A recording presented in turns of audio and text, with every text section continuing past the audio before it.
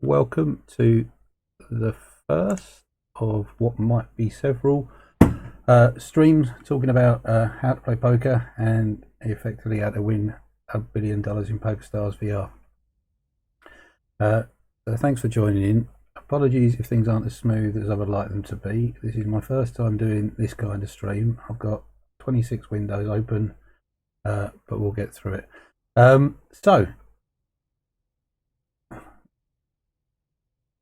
Thank you, Smiley. So what we're going to do is we're going to talk about ranges. And I was talking about ranges the other night in the stream I was doing at the table. And Smiley sort of started asking me about some of the terms that I was using and what they meant. And I think one of them was ranges. Now, a range of cards is... quite often you hear someone say, oh, I'll put you on Jack Queen, or I'll put you on pair of tens, or I'll put you on aces. And while sometimes that is possible, actually more often than not, what you're really doing is you're putting people on one of several hands that they could have. And so rather than trying to play against the specific hand that you think they have, the aim of the game is to play against the entire range of all the hands that they could have in any particular situation, and react to that and try and play the best counter strategy to that. And you can take it a step further because your opponent is also playing the range of hands that they think you have. So for example, some of you have played against me. If I raise on the button, my range is a lot wider, i.e. there's a lot more hands I could have than if I raise under the gun when I raise and I'm the first person to act. Because on the button I've got position, because on the button I'm going to be the last person to act after the flop. And also I've seen almost everybody make their pre-flop decision already. So because of that, the range of hands is going to be a lot wider. So on the button, for example, I will raise with all the pairs, I'll raise with pretty much any ace, a lot of kings, a lot of suited connectors, and even some really raggy hands like 8-6 offsuit. Whereas under the gun, my range is pairs down to about 3s, 4s maybe, depending on the table, and also some suited connectors, and obviously the big hands, the ace kings, the ace queens, the ace jacks. So your range should vary depending where you're sitting on the table and where you are to act. Your range should also vary based on your opponents you're playing against, and I'm going to look at some examples in a minute and talk you through those, which hopefully will explain things a little better. Just to help you understand or visualize some of this, I've got a resource that I think you'll find handy, and it's called Equilab. Howdy, Retna, good to see you. Yeah, this is called Equilab. So Equilab is a tool which is a visualizer for ranges. So if I want to, for example, talk about my under the gun raising range, my under the gun raising range might be aces, kings, queens, jacks, tens, nines, eights, sevens, sixes, at a table which is playing fairly well, fairly tightly. I might not raise under the gun with pocket fives. I'm definitely going to raise ace king off, some suited cards, king queen suited, ace queen, ace jack. I'm not raising ace 10 off under the gun, but I am going to raise the low suited aces as well. Probably raising ace 10.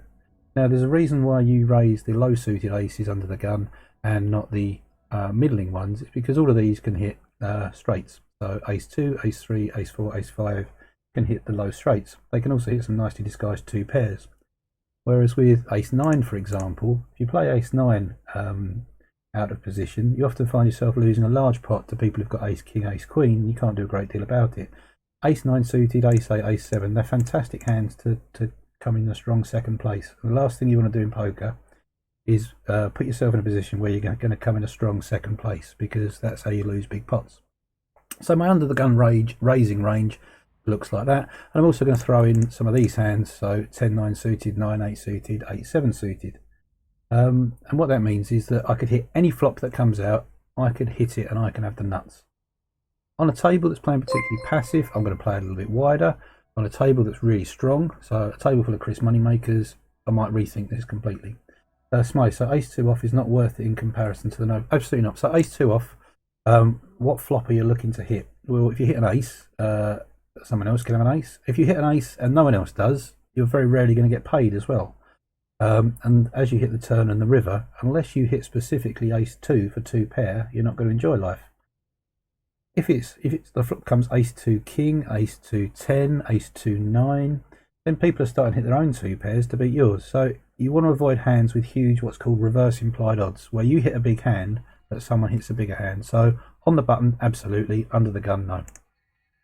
And within Equilab, and this is a free bit of software by the way, I'll post the link later, and I'll post it in the YouTube video as well.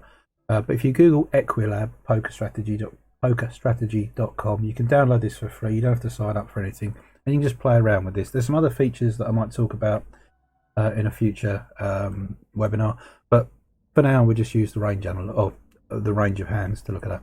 So this is under the gun. Now, interestingly, in here there's an open raising chart, and this is what's sort of seen as standard open raising ranges. So if I go into the open raising chart and I click under the gun, this is for an online game playing reasonably big, so probably a bit tighter than we would play in PokerstarsVR. So the under the gun raising range is very strong. Under the gun +1 gets a bit wider. Middle position gets a bit wider than that, and a bit wider as we approach the cutoff. And by the time you get to the button, the raising range is huge. Oh, if you wouldn't mind posting that, Spoon, that'd be great. Fantastic.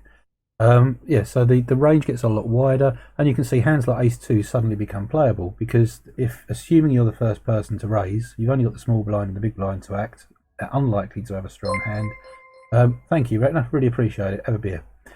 Yeah, so they're really unlikely to raise. So you can play ace 2 off with some sort of confidence that you're going to have the best hand. So you know, that's how your range should change based on position. And as I say, you should also be conscious that you might want to throw in some hands at the other end of the raising range, so that you've got what's called a balanced range, where you're raising really strong hands and you're raising some hands sort of in this area of the board. There's huge value to having suited cards as opposed to non-suited cards, not because they hit particularly often, but when you hit the bingo flop with 9-8 suited, with the flush draw, with the straight draw, with a 2 pair and a backdoor flush draw, that little bit of extra equity does not make a difference when it comes to playing the turn and river. So we'll think when I'm talking about these hands in a minute, think in terms of this chart, and think in terms of what are the hands that my opponent is playing on each street, and that's a really fun tool to use. So if anyone's got any questions as we go through, do chuck them in. Oh, the link doesn't work, Spoony. I must have blocked posting links. But yeah, I'll work it out to do that later. So my first time doing a stream with it live without a delay on the PSVR. So let's have a look at some examples. If I switch that off and I switch, where's it gone? There it is. Right, there we go, and we can switch off that. Right, so I'm going to have to look over at this monitor over here, because where I've popped the hands. This is a little tool called Easy Hand Replayer, and again, absolutely free. You can sign up for nothing. I think I send you a few spam emails, but that's it. Just thought I could resize that. I can't, so we'll just pop that back full. Right, so what I've got here is I've set up a few hands where there's a sort of, the question is, what is the range that your opponent is raising with? And I don't know if you can see that very clearly. Should have made that a bit bigger. Let's just give that a bit more space on the screen. Oops. There we go. Right, so yeah, so what is the range that your opponent is using? So in this case, we're the hero. We're sitting in the cutoff, and the cutoff is the position that is one back from the button. And our opponent, who is under the gun, raises to 225. So he raises to 225 out of his 10,000 chip stack. The chip values don't really matter. What matters is the number of big blinds that your opponent's got. In this case, everyone started the hand with 200 big blinds. So if we move around to us, the question is, how do we decide? The question is, how do we decide what range that person raising under the gun has got? Now, one of the things you have to factor in there is, are they a lunatic or not? Now, we've all played against those people who are raising every single hand, although generally speaking in PokerstarsVR, the people who play every hand tend to limp them more than raise them. But you can start asking your questions about what is this person's raising range. Some people, and we know they are, some of them wear red horns and sit at the uncapped table for hours on their own, only raise with aces and kings, and even then not even with kings sometimes. Excuse me. So if it's one of those people, that affects how you play. It doesn't mean that you fold because they've only got aces and kings. What it means is you go into the post-flop part of the hand knowing that this person has only got aces and kings. And if you know someone's only got aces and kings, they are very easy to play because they're playing effectively with their cards face up.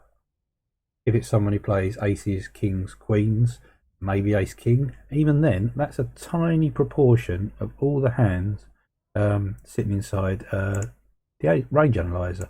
So someone's pre-flop raising range. Oops, I'm trying to click on it on the screen there. Yeah, someone's pre-flop raising range is precisely that. And occasionally jacks, but actually jacks they just shovel in because that's exactly what some people do in PokerstarsVR. Then you can play perfectly against them post-flop. Yep, absolutely. If it doesn't hit those aces or kings, you're free to do whatever, and you can abuse the hell out of them because on a scary flop they're going to fold. They're going to maybe make a little stab at the flop, maybe check if they're scared of it. And if you know that, you're in great position. And in fact, you could even consider 3-betting them pre-flop because sometimes these people never 4-bet. They will only ever flat your call with kings and they'll only ever 4-bet you with aces.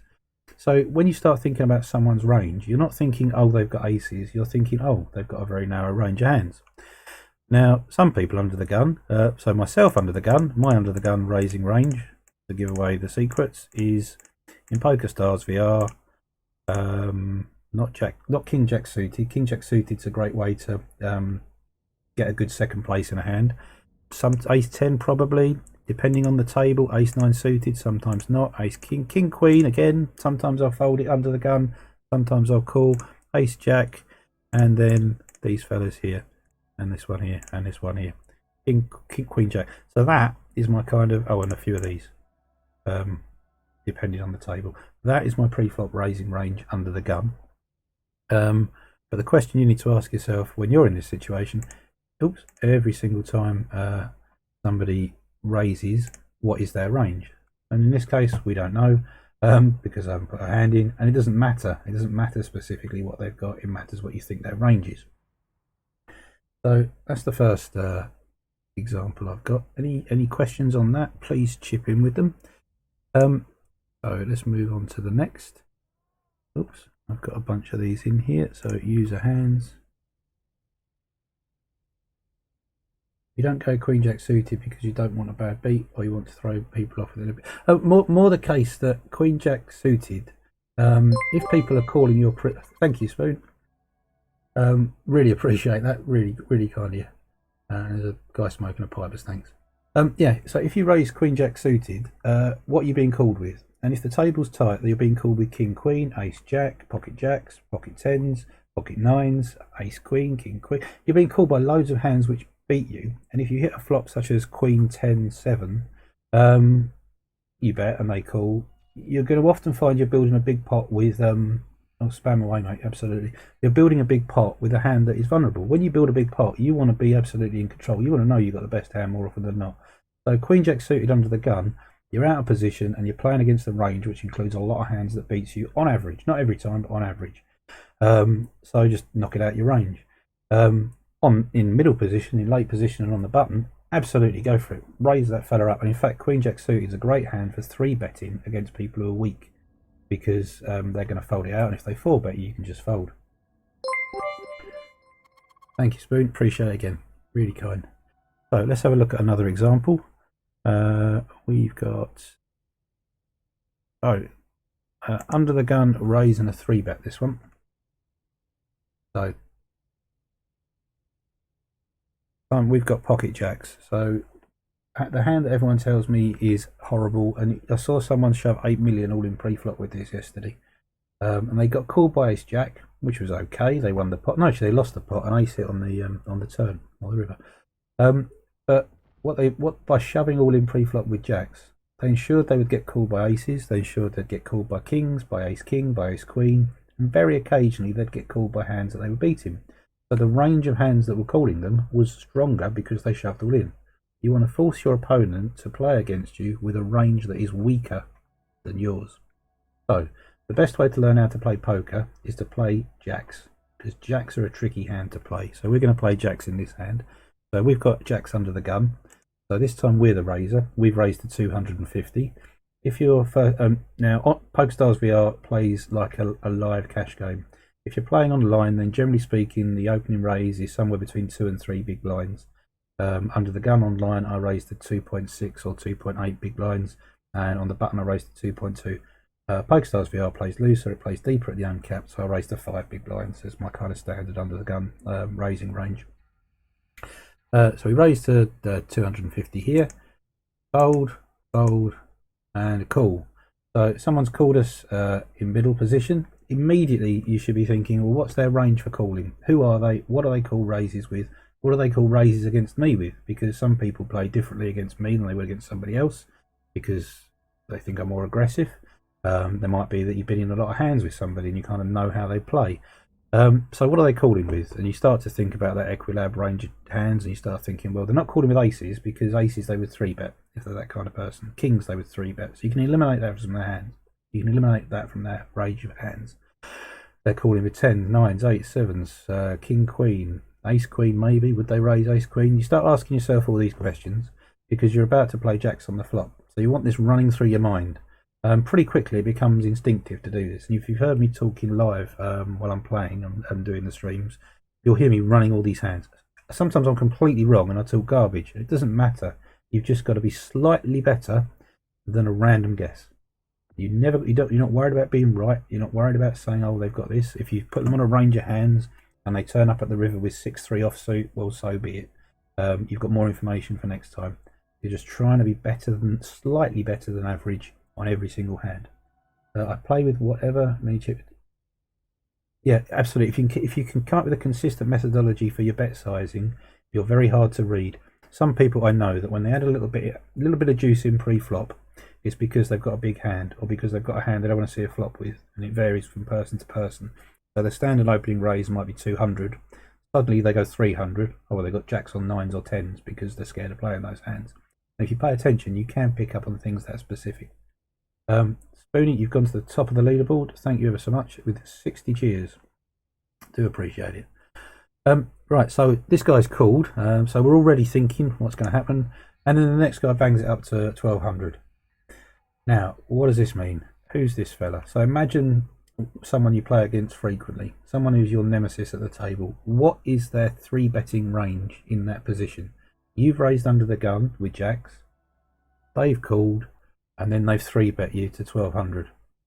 So what's in their range? Clearly aces, kings, queens, ace king, ace queen maybe. Do they raise with ace king? But by 3-betting, some people define their range as tightly as if they raise under the gun. They're called bits. Yeah, no, I've got no idea what things go. Although I'm technically savvy, I'm internet weak. Cupid will tell you this. What's their raising range? And sometimes people's 3-betting range gives you huge clues as to what they're playing. And again, they narrow their 3-betting range down so tightly that you can play perfectly against them post-flop. So some people's 3-betting range. Oops, I keep clicking on that on the screen and that on the stream. That won't work. So some people's 3-betting range is that, and some people's 3-betting range is that. You want a 3-betting range that includes these, that includes these, that sometimes includes these, that definitely includes these, and probably includes these. You want a couple of complete and total bluffs. Your 3-betting range needs to be effectively balanced. But against a lot of people in PokerstarsVR, their 3-betting range is that, and maybe that. So if that's their 3-betting range, again, you can play perfectly against them because you know that there's flops that are good for you and there's flops that are good for them. Oops. So if it's a flop that's good for you, lots of middling cards, a very connected 6, 7, 8 board, a 3, 4, and 7 board or something like that, you can really put some pressure on that range. By the way, there's 6 combinations of aces, 6 combinations of kings, and 16 combinations of ace king. So there's more combinations of ace king than aces and kings put together, if that makes sense. Which means if that is their range, they've got ace king more often than they've got aces or kings. and that is really important when you come to making complicated decisions later in the hand. So anyway, so this guy is raised. It folds round to us. Oops, and the question is, what do we do? And again, the answer is, it depends. And sometimes you'll call, sometimes you'll fold, sometimes you'll raise and 4-bet them. But your decision will be based on all of those factors which I was talking about and what you think their range is. So constantly have these wheels spinning in your mind. In that case, if they're a really strong player, they may be thinking someone's raised, someone's called, I'm going to 3-bet light, because the presence of the person who called in the hand makes it more likely everyone's going to fold. And that's called a squeeze. When you raise over a raise and a call, and then you 3-bet. And I do it all the time on the button. If you've ever played me and I'm sitting on the button, you'll know I just raise, not at random, because I'm considering my opponents, but I raise a lot on the button, and quite often it's what's called a squeeze. So that's a fun hand, that one. Let's pop back to the next hand. What have we got here? We've got a limp, then a raise.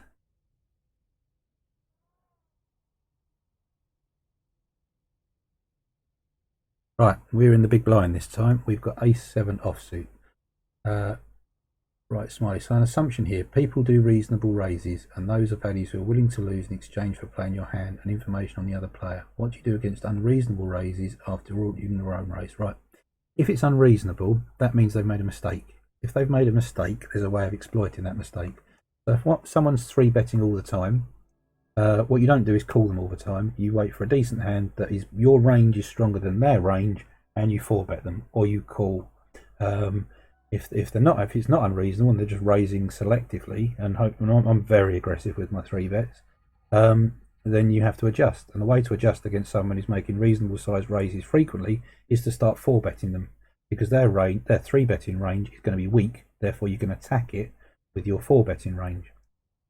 You need them pinned. You can't. You constantly adjusting. There's some players I've played thousands of hands against who are in this kind of battle of tightening up, loosening up, and it's this constant adjustment. The way I think of poker is you've got a series of dials, and the series of dials are how often you bet, how often you 3-bet, what size your bet is, how often you check raise the flop, all these different things, and you're constantly tweaking these dials based on the conditions at the table, because the table's particularly loose, because it's aggressive, because the guy next to you just lost a massive pot and is therefore steaming and looking to get it back. So you're tweaking all your dials in a logical and methodical way, while other people are just kind of blasting off left, right and centre. So you're always trying to make your decisions based on evidence, as opposed to I think this is a good hand, I call. As fun as that is, and I'm not judging anyone for that, because this is supposed to be fun and we're not playing for real money after all. So you're on the big blind here. It folds, they fold again, and someone limps in early position. So this is a bit more like the kind of hands we see more often. And then someone raises. It folds round to us. Oops. What do we do there?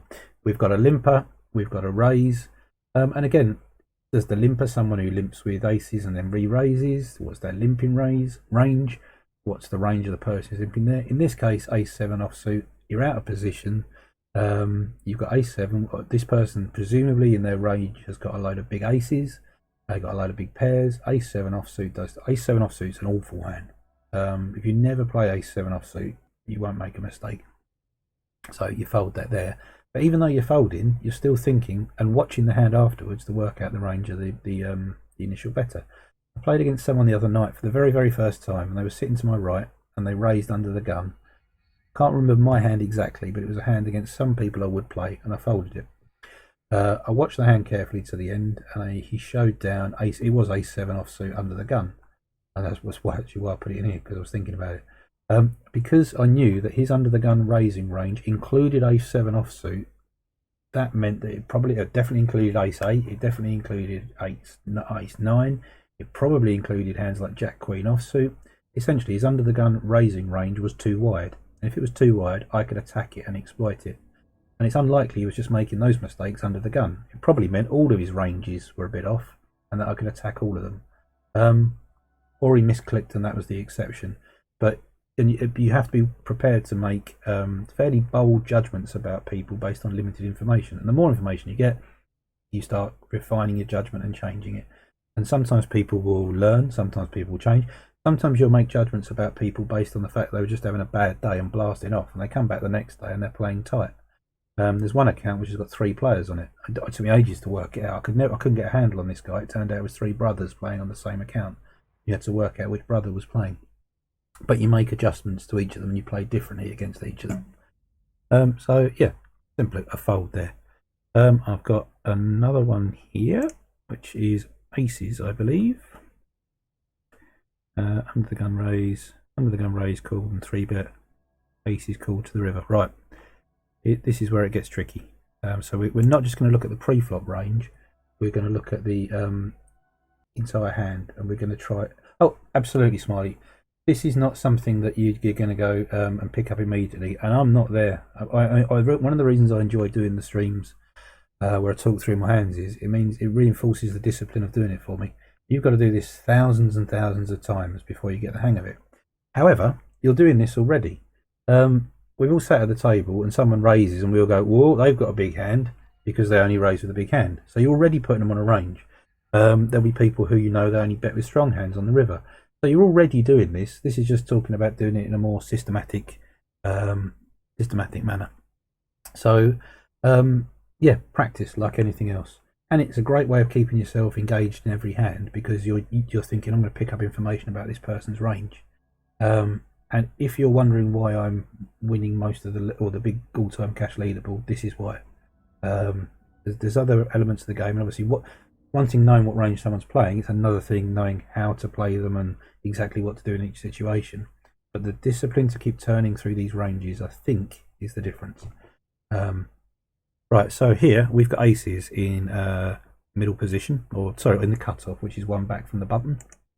Under the gun raises to 250. Fold, fold, fold. Comes around to us, and we 3-bet to 1200.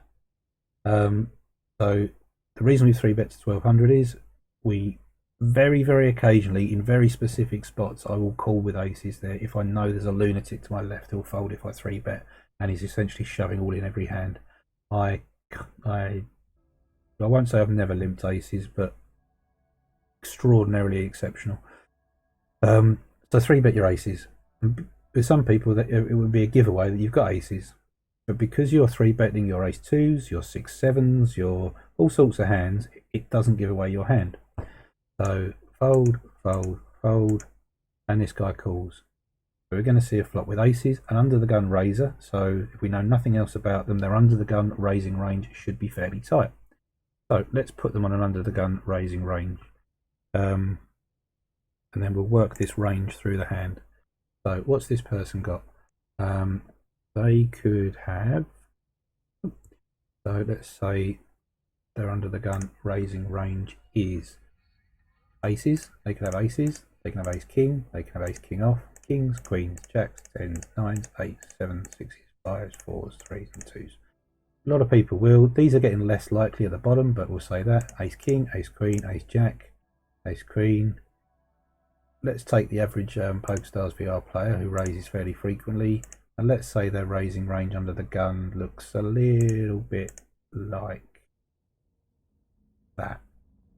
It could be different, but let's throw in a couple more. Throw in a few more suited hands. We're not going to go down to king 9 suited. We'll maybe drop king 10, queen 10.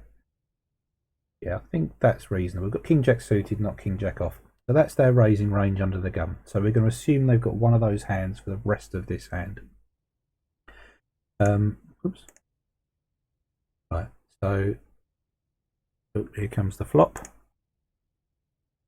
And the flop is king 10-4. So the 2 big cards, which is good as with a 3-better. However, those cards are reasonably coordinated. So now the next thing is to think, right, the raising range that they had, how does that fit this flop? So let's have a look. So which of these hands fit king 10-4? And there's 2 diamonds out there as well. So let's pop that back up. King 10-4. Well, 2s is no good. 2s is no good. 3s is no good. 4s, 5s, 6s, 7s, 8s, 9s. 10s has got a set. Jack 10's got middle pair. Jacks are sitting somewhere between the two. Queen Jack's got an open-ended straight. Queens, they've got an overcard. Kings have hit a set. The question is, are they really flatting with kings there? Probably not. They're probably 4-betting. Same with aces. They're probably 4-betting. Ace King's got top pair, but occasionally will 4-bet you pre-flop. Ace Nine's nowhere. So actually their range has hit this kind of in this area. They've missed with a lot more than they've hit with though, and they've got a lot of gut shots and raggy hands. So although our aces are looking a little bit vulnerable already, we can happily bet this flop. They check as they should do, and it comes around to us, and we bet 1400. So that was about a half-size pot bet. The board is fairly coordinated. There's a flush draw out there. There's plenty of straight draws out there. So I've bet a little bit larger than if it was weak. If it was King 7-4, I'd bet about 1,000 because I'd want them to come along, and there's slightly fewer draws. We're not betting to get them to fold. We're betting a size where they will call with hands that are worse than ours. So we want Ace 10 to call. We want Queen Jack to call. We want some of the lower pairs maybe to fold and start narrowing their range. But we certainly don't want them to fold King Queen or King Jack, so we don't want to bet huge and tip them off. We want it to look like a standing continuation bet. Also got to consider, what do they think our range is? We 3-bet pre-flop. It's me, hopefully at this point they're thinking, oh, he could be bluffing because he bluffs a lot on these pots, and that's why you do it, to get paid off in these situations. But you're betting your entire range of 3-betting hands against this board. So my entire range of 3-bets, I'm betting here. I'm betting 7, 8, aces, kings, queens, jacks, 10s, 9s. And so on. Goes round to them again, and they call. So what's calling there? So at this point in your head, and I appreciate if you're thinking, how the hell do you keep track of all of this? The answer is you don't in this systematic way. You're doing an on-the-fly kind of general, trotting it through your brain, and eventually it becomes more amazing. Right, so what have they called with there? They haven't called with 2s. Oops, that again. Yeah. They haven't called with 2s, they haven't called with 3s, 4s, 5s, 6s, 7s, 8s. Probably not called with 9s. They've definitely called with 10s because they've got a set. Might have called with Jack 10, probably Jacks. Queen Jack's got the open-ended straight. Queens, they probably call but hate it. Smiley, you would call with 4s. Don't call with 4s. Oh, sorry, yes, you're right, the 4s. I'm sorry, that's hit the set. Absolutely, apologies. It's King 10-4, I wasn't thinking about that. Yeah, my mistake. As I say, you're going to make errors doing this. It's not about being perfect. And I haven't. The thing about this hand is I haven't worked this through. I haven't had a practice at this one. I made the hand and I thought we'll work through it. So yeah, 3 of a kind completely. I was just checking you were paying attention. Well done. So they're going to fold ace 9. They're going to probably call with ace 10. They're going to fold ace 9 suited unless it's ace 9 of diamonds. So any of these hands over here that was the suited ones, they're going to call with. And there is a way of representing that in Equilab. But I'm not going to get into that because it takes a bit of fiddling. So they're going to fold that. Ace Jack, some people will fold, some people will call. Ace Queen, let's say they call with. Ace Queen, Ace Jack there, they're going to fold. So their range has immediately collapsed down to all these hands. And how many of these have hit the board? King Queen, King Jack, 10s, Jacks, Ace King. And at which they might have 4-bet pre-flop. So their range is now really narrow. So you can start to think, well, okay, great. I know where I am here. What I really want on the turn is the 7 of clubs would be a lovely card for me. So you start thinking about what would be all the good and bad turns for me. And in this case, we're going to get a turn, and the turn is the 9 of spades. So the question is, does the 9 of spades change anything? Well, let's look at their range now. So it's King 10-4 with the 9 of spades. And we'll have a look. And pop up the range again. And now they're still looking good with 4s. 10s, they've still got the set. They haven't got any 9s. They folded them all on the flop. So that's good news. So what are we going to do next? We are going to. They're going to check, which they should do. They should be checking. You don't want to be in that position and leading into the razor. You have to keep in mind it's like 40% chance that they also hold an ace, meaning they're less likely to get a third ace, or is a way of thinking. If you've got a blocker to them having an ace effectively, and because such a huge part of their range includes aces, that actually makes your hand a little bit stronger because they're less likely to catch up. Of course, they are less likely to have ace king in the first place and ace queen purely because you're holding 2 of them. And there is a feature within Equilab which allows you to evaluate your range against theirs. I'm not going to go into it today. I'll do that in a future sort of episode of this. So yeah, So aces on the flop. So you aces, you bet 2,500 into what was the 5,200 pot, about 50% pot, giving them a really tricky spot to call with their entire range.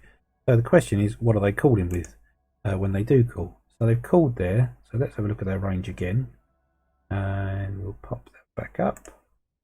All right. So what's calling in this position? I'm just going to try and move that across the screen a little bit so we can see both at the same time. Equilab range. Oh, that one. That one. Why won't it let me move it?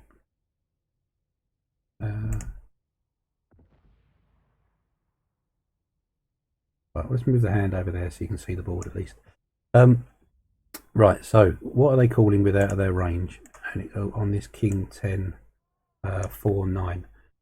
Fours they're calling still. They're hating the fours now, by the way, because now if you've got two pair, you've been quite aggressive here. You can have kings, you can have tens, so they're slow playing their fours all the way. If they're tens, they're still calling. Jack 10, kind of looking a bit weak now. Most people are folding that. If they're calling, they're making a mistake. And that's the thing, if they're calling here with those hands, they're making an error, because Jack 10 is way behind your range. Ace 10 should be folding. Queen Jack is absolutely the stone cold nuts now, to the river at least. Queens probably folding. King Queen is maybe calling and hating its life. King Queen there is hating its life. Ace Queen you're probably getting rid of. Ace King's hating itself. So their range now is that. So going into the river, you're playing against that. If you're playing against more than that, they're making a mistake. So if they're the kind of player who plays more hands than that, they're making a mistake. So the question you have to ask yourself here is, what am I hoping for on the river? And on all the possible rivers that come out, what am I going to do? Because if you're prepared, then you won't be thinking, oh shit, when the river comes out and it's not the card you want. I don't mean every single card.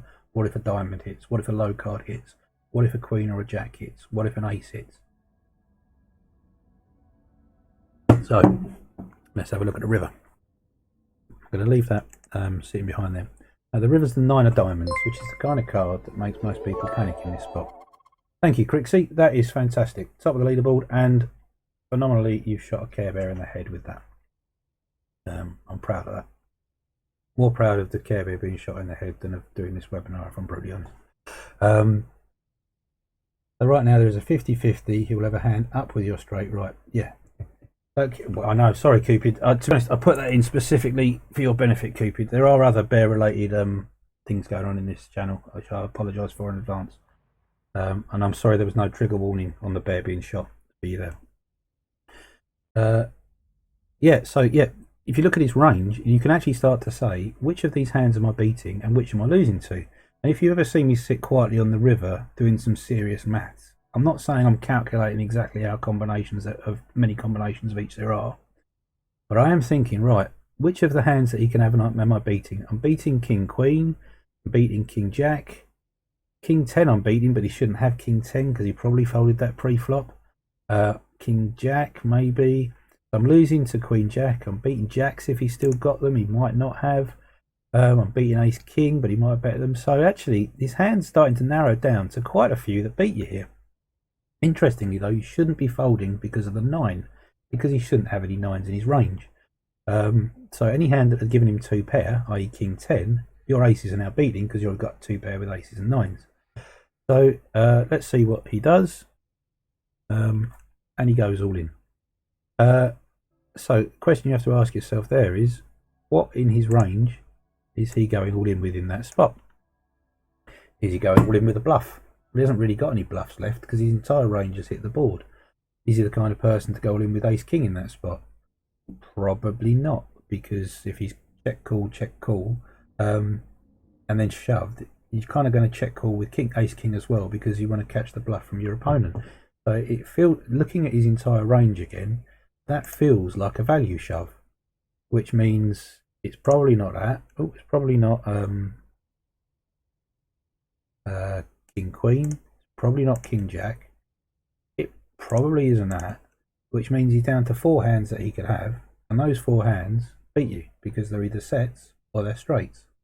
Yeah, now the full house, the 10s and the 4s and the queens there.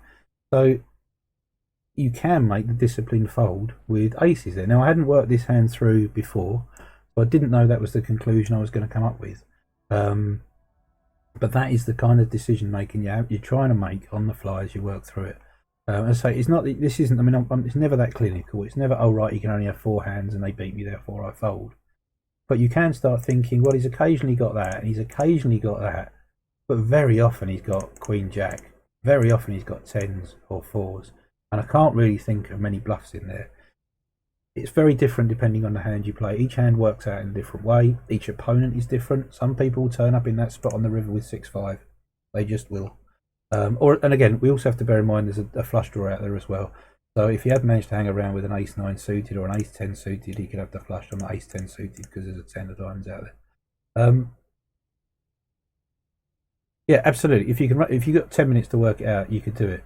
And when you watch some of those live streams, you watch some of the poker players and you watch them dwell up for 20 minutes in those cash games, in the things you see online. If they're playing what's called a game theory optimal style, or approach to their game, that is literally what they're trying to do in their heads. They're trying to count all the combinations. They're rerunning every street. They're rerunning everything they know about the player. They're working in at what's called exploitative play by trying to exploit their opponent's weaknesses and strengths. But they're effectively trying to do this on the fly while sitting at the table. In my case, I'm trying to do a really cut down version of it, and I'm not even trying to get it right. I'm just trying to get it right enough that my decisions are better than the next guy.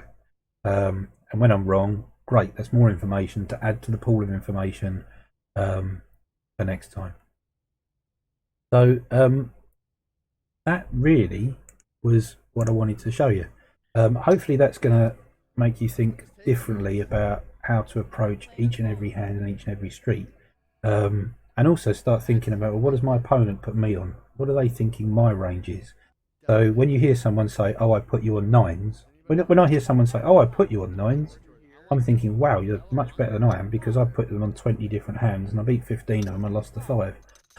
You won't be one of those people going, oh, I put you on that. You'll be thinking in ranges all the time, and it'll make you a far better player because you won't mind when you get beaten because you'll be thinking, oh, that was the one hand in their range that beat me. Oh well, next time I'll have them because although that one hand beat me, there were another 10 that I was ahead of and I played that hand correctly. So I hope that was useful. I'm going to draw it to a close there, bang on 45 minutes as was the plan. I'll upload this to YouTube. You're going to try it. It will be hard, Smiley. It will be hard. It's a big change in the way you think, but well worth it. Yeah, if you liked it, tell your friends. I'll upload this to YouTube, and I'll think of a topic for next week. If there's something you want me to cover, a specific area, please do let me know, either in the chat here on the YouTube or in Discord. And if you've got any questions, just pop me a line in Discord. Always happy to talk about poker. As you can tell, I can talk for days about it without breaking sweat. Sorry about the bear, Cupid. Sincere apologies. We mourn his loss. So thank you very much. Take care and be safe.